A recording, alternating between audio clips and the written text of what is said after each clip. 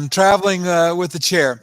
Tonight we have with us Javia Shaw from No Jamaica Tours, and he's a local island expert in Jamaica, and we're going to talk about some of the amazing things that you want to see and do when you go to Jamaica. We're going to start with talking about those things for first-time cruisers. So if you're going to Jamaica for the first time, Javia, what are the things that they should try to see? Well, good evening, everybody. As you know, I was introduced, and my name is Javia. I'm all the way from Jamaica.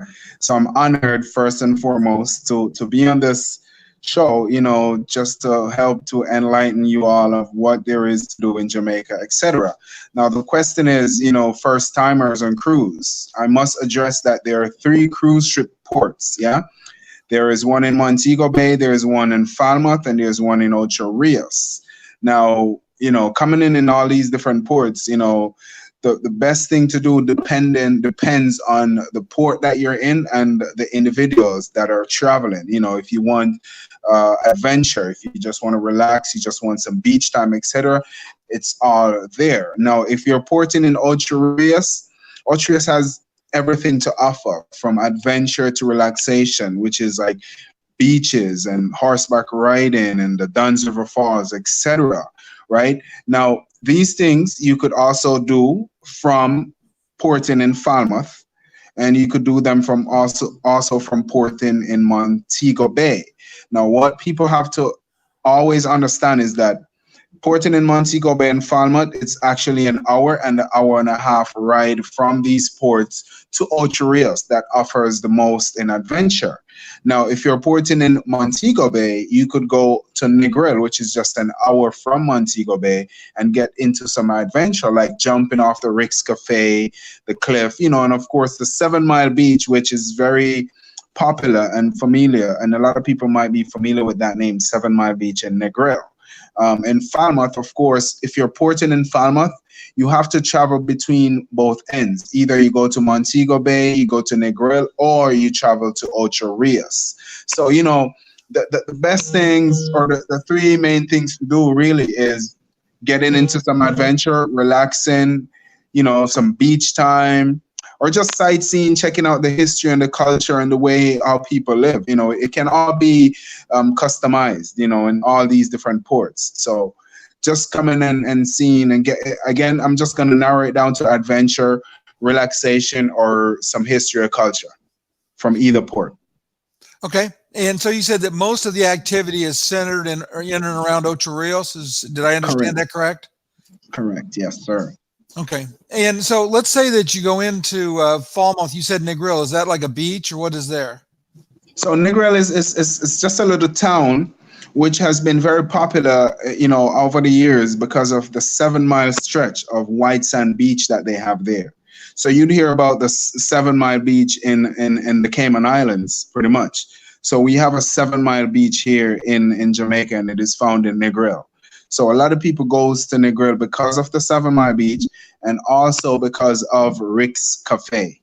So Rick's Cafe is a world-renowned bar and pub that is found here right on the cliffs of Negril.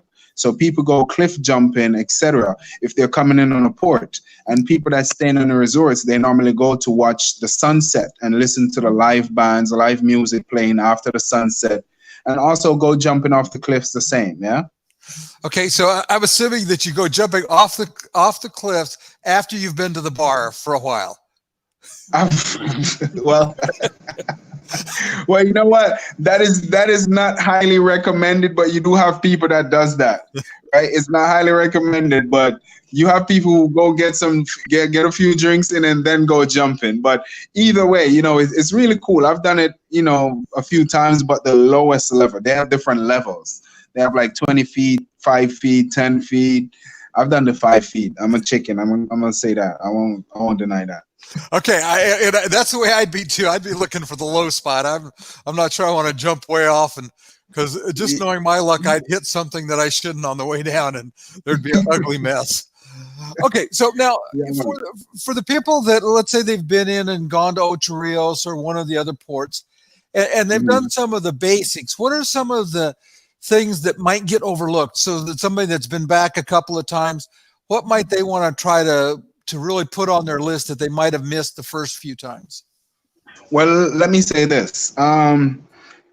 Jamaica is of course, an island, not too much of a big island, but it is big enough. Now, it again, addressing your question, it all depends, because you could come in on a cruise and you could see a few stuff, and basically these are the only things you could see being on a cruise. Now, to really explore and see a lot of things that has been overlooked, one would have to be staying on the island and actually venture out of the areas where the cruise ship ports. For instance, there is Kingston. A lot of people are scared of Kingston. There is Port Antonio. There are other towns that are outside of the port areas that would give you more of Jamaica that you'd want to see or know about, that we would say, quote unquote, hidden, but only because, especially if you're on a cruise ship, you don't have enough time to really go and see these things. Being on a cruise ship, you're only really going to get the normal stuff: the Duns River Falls, the river tubing, the Blue Hole, the river rafting, etc. But again, it also depends on what ports you're in. So you could be porting in Montego Bay, like I mentioned earlier, and you'd have to venture into Ocho Rios. So you have a few people that have poured into Montego Bay and never ventured. Now, for them to see more, they would have to venture. So to identify the things that you must see, it all depends, man. Because like I said, a lot of things are nestled within the port areas, but when you get out, you have to get out, and to get out, you need time. You have to be staying on the island, etc. I hope that's a good answer, but okay, yeah. And I understand that, because sometimes you do have, the logistics of travel, but can become so long, that unless you had like a 12-hour port call, that you don't really have time to do a lot. But let's say that somebody went and did they did a beach day the first time, or they did Duns River Falls or tubing or some of those kinds of things, and they didn't do any of the history things. What are some of the history things that might be interesting to see and do? So one of the key things is, one of my main and primary attractions that I'm not like promoting these people, because they're not paying me or giving me incentives to promote them, period. But as a tour guide and as a Jamaican, this is one of my favorite attractions, period. It is called Konoko Garden Falls and Park. Konoko Garden Falls and Park. This is one place that is not highly mentioned in most places, and trust me, it is like, it's value for the dollar. It's like $20 at the moment. Every now and then these people raise their prices up, all these attractions, but it's $20 at the moment, admissions for adults. And at the Konoko Garden Falls and Park, you get a waterfall, you get a botanical garden, you get a bird aviary, and there's also a mini museum that has some of the historical artifacts of the time of the Indians, Taínos, the Caribs, etc., and a little bit of the history of Jamaica and where we're actually coming from. There's also this other attraction in Ocho Rios. It's called, let me go right back in my head, Civil Great House. Now, the Civil Great House is, you get a walking guided tour, and you're taught of the history of Jamaica from the time of Christopher Columbus coming in, the British, the Africans being brought in, because my foreparents, I'm a historian somewhat, history was one of my favorite subjects. So pretty much, doing them, especially on my tours, people could hear this. But yeah, this local spot, the Civil Great House, you get to learn a lot for those people who are into the history and the culture, and knowing where Jamaica is, where Jamaica was formed from, to where Jamaica is going, pretty much. And there's also one spot in Montego Bay also. It is Sam Sharp Square, which highlights a lot of Jamaica's history and culture. There's a museum right there in the Sam Sharp Square too. But you oftentimes find, I've had very little clients that has that interest, or even if they had the interest, they never say. Majority is always for the adventure, the Duns River Falls, the river tube, and getting wet, going to the beach, etc. So I would appeal to a lot of people to come in and learn a little bit more about our history and our culture. It's very rich. It's a very long history, very rich culture. There are a few places that are, like you use the word, overlooked.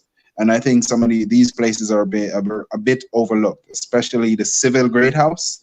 It's great, man. It's super. You go in there and you learn that history. You're like, whoa, you're blown away, Yeah, man. Yeah, that sounds very interesting, because I am one of these people. I like to get out and learn a little bit about where I'm going and some of the things associated with the history. That's just something that appeals to me. I'm a little older, as you could tell by the picture, so I'm not big on the going to the beach. My wife, as I mentioned, my wife travels with her wheelchair, and that's not usually what you consider a good beach device. Now we do have a couple of questions. First of all, Pam Wheatley asked, she said that she really wanted to go river tubing, but she travels in a scooter. So she wanted to know, I'm assuming that she can walk for a little way. So could she get, if she was going to go tubing, could she get pretty close to the water with the scooter, and then would they be able to pick her up at the other end with her scooter, or is that not? Unfortunately, for the river tubing points, I've been to these spots physically. Unfortunately, being on a scooter, it's a no-no, because one of these spots you have to hike up through the hills, and the other spot you have to walk down like maybe about, I don't want to over exaggerate, but maybe about 60 treads of stairs, downhill. So, being on a scooter, no. And, very little walking mobility, no. Unfortunately, the only thing being on a scooter I would suggest is the river rafting. So we could put the scooter right to where the raft is being boarded, and definitely with man help her to get on the raft, and she just sit on the raft and glide on the river. There's a raft captain, and then when it's done, she would get help back into the scooter and then move on from there. Okay. But the river tubing, no. Okay, I'm gonna bring up. No, I appreciate it. Sorry to interrupt you there. I'm going to go ahead and bring up the pictures. Let me let's see. Let's do this.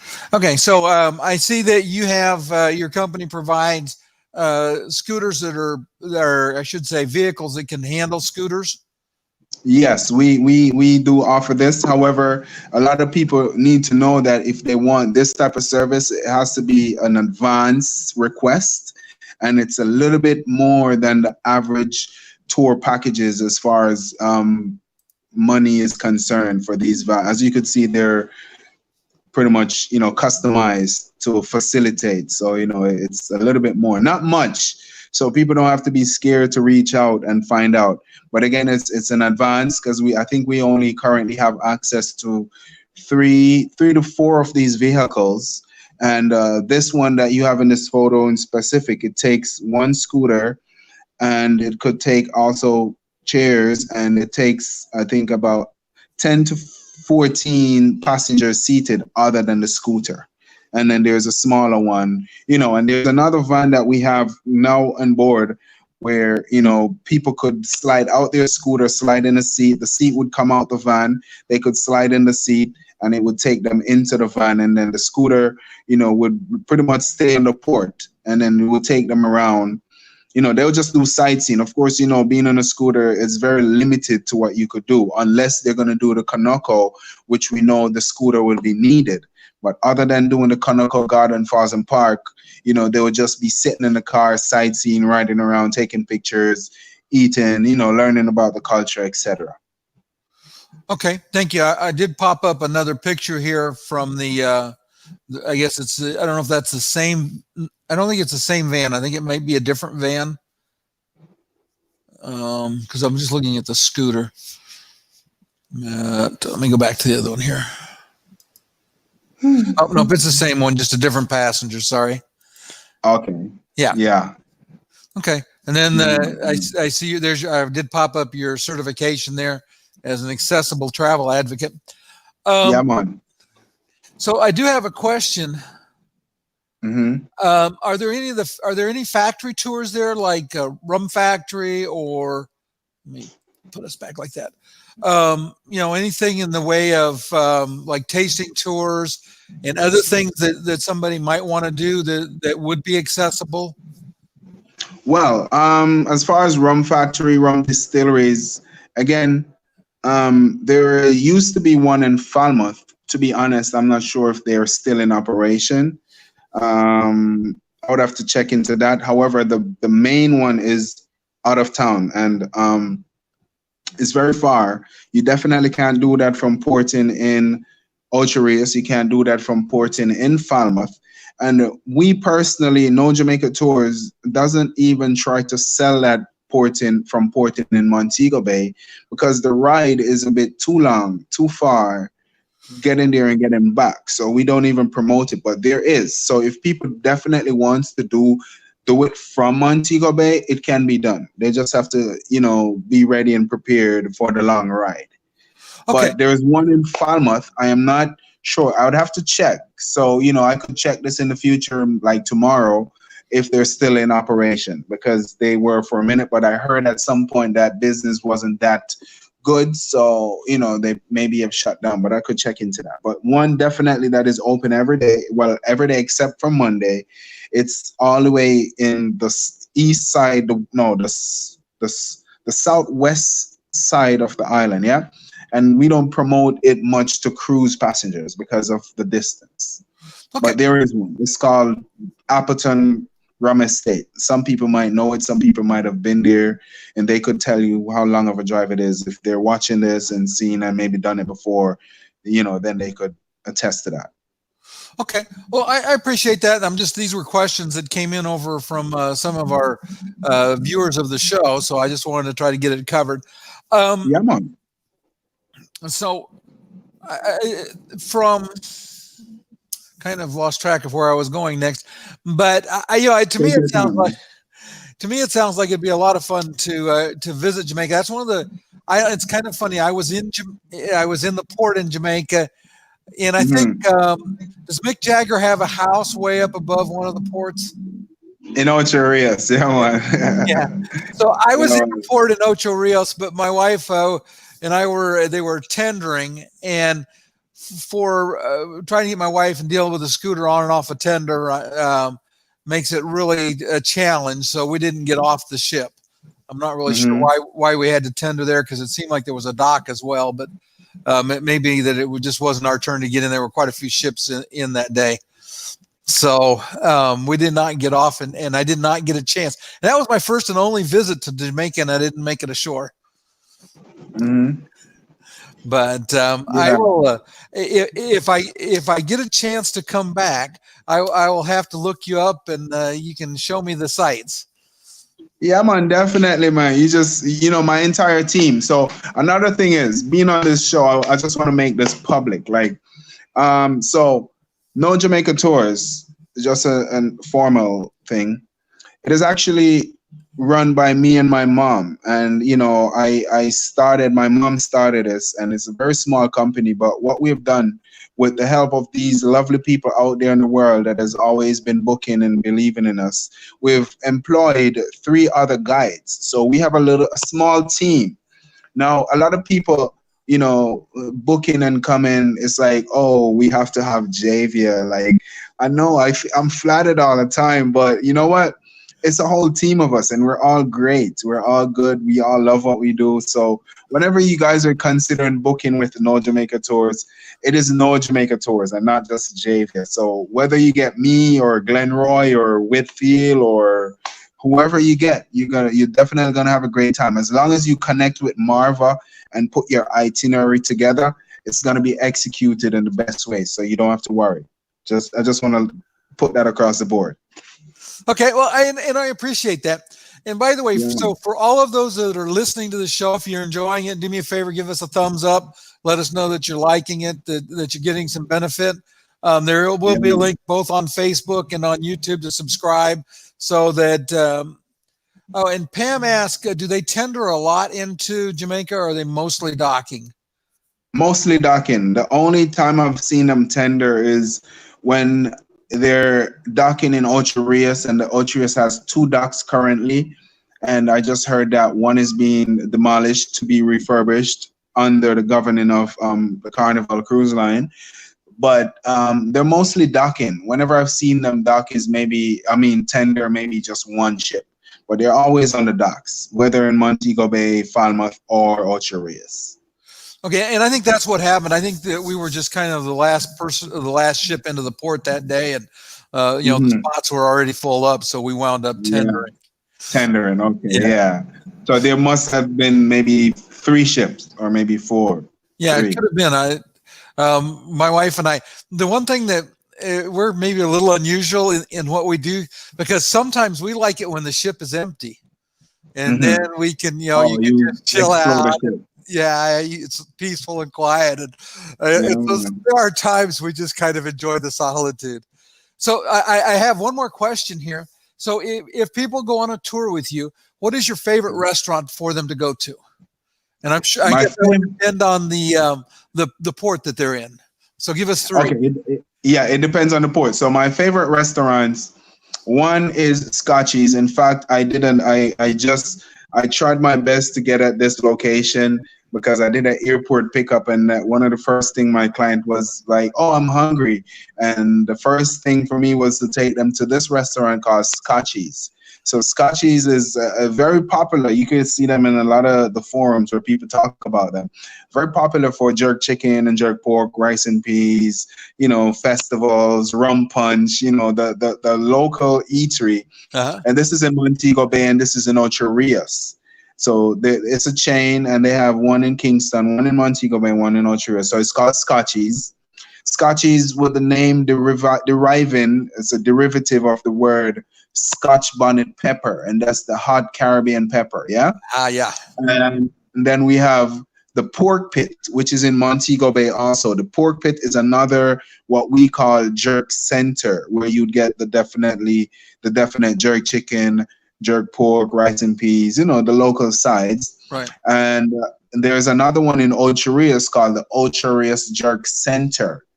So these are my 3: the Pork Pit, Scotchy's, and the Ocho Rios Jerk Center. Now, I must say that these restaurants are mainly providing jerk meat, jerk fish, jerk pork, etc.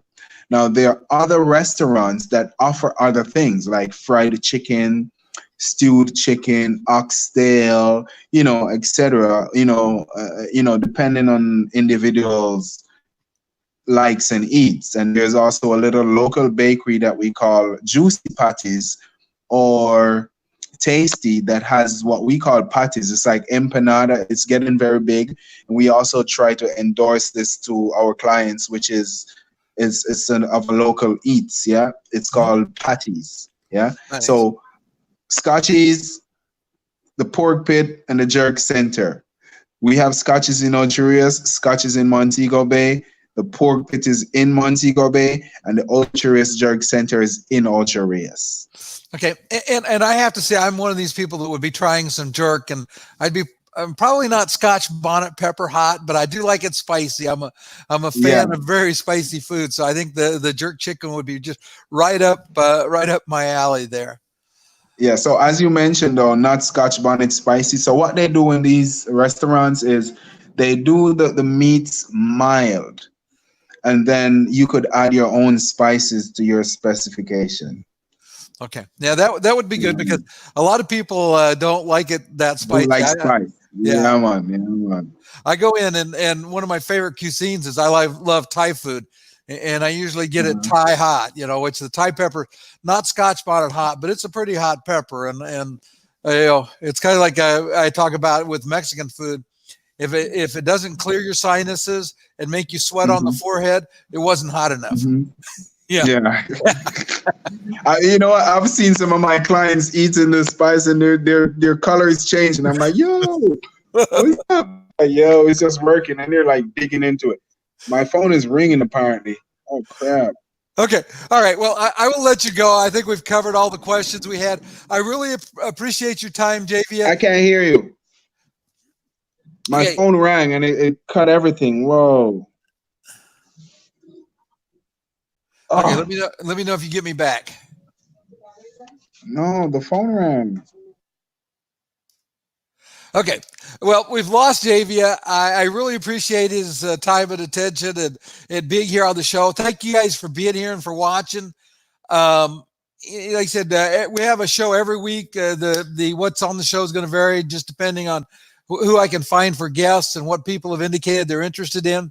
But thank you for watching. Again, if you haven't subscribed to the YouTube channel or you haven't followed me on Facebook, please do so. We want to thank you very much, and we will see you next time.